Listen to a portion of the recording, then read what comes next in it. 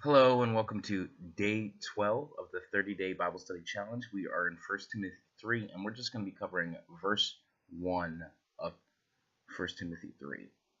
So if you haven't read that yet, go ahead and do that now. So this video is coming a little late to you today. I am sorry, quite busy this weekend, wasn't able to get a video up, but that's what we're doing now. All right, 1 Timothy 3:1 says, "Here is a trustworthy saying. Whoever aspires to be an overseer desires a noble task." Apparently, Paul likes saying his trustworthy sayings to Timothy, passing on those things to him, saying like, "Hey, when you say this to people, say that it in this way." So this is overseer. What is an overseer?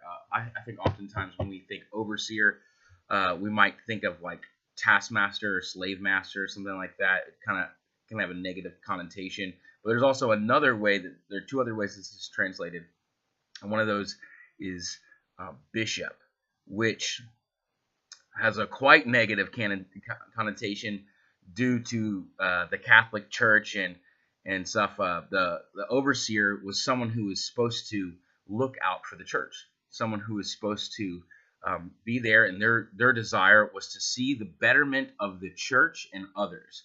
Now, this has not been the case throughout a large portion of history. Um, Overseers were originally, or bishops were originally supposed to um, have a noble task, be someone there that like their goal was to have have wisdom through study, through just living a life after Christ, and then be able to pass that on and help people guide the church in decisions and things to do, whether it be correction of someone or just what to do in a hard situation.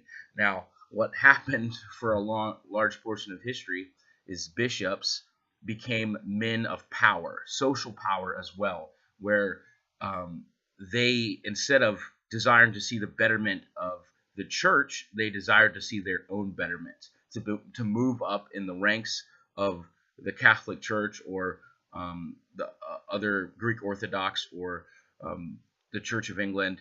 Just they desired to be at a higher place and to have power, and they amassed a lot of wealth, and they weren't, for a lot of times they weren't men chasing after God.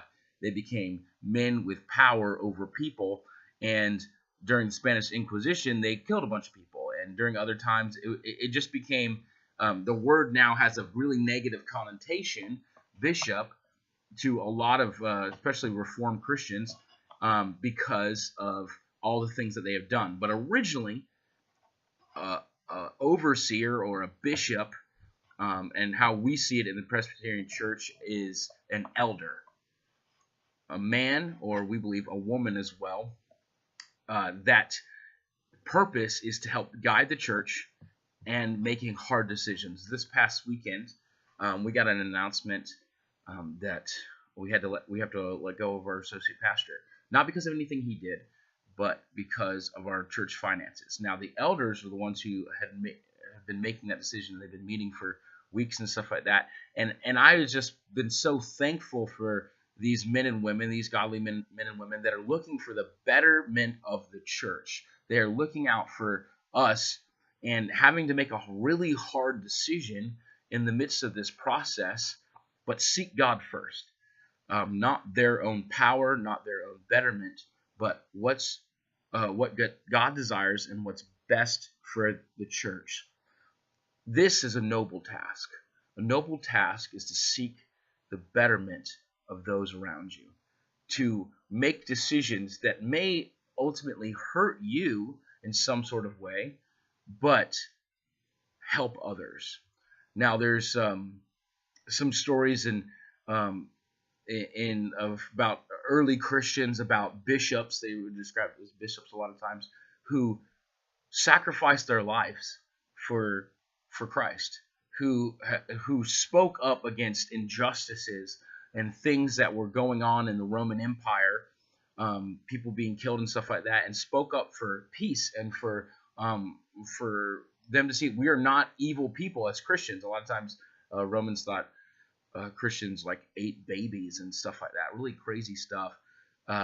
But the bishops were an example that they saw it as their duty to speak up and sometimes ultimately die so that other Christians might live, so that other people might live, and that they would never recant against Jesus Christ, and they became um, martyrs for Christ. And so it's really important that we remember that our elders, especially if you one day become an elder, that your goal is to seek the betterment of the congregation and the Christians around you.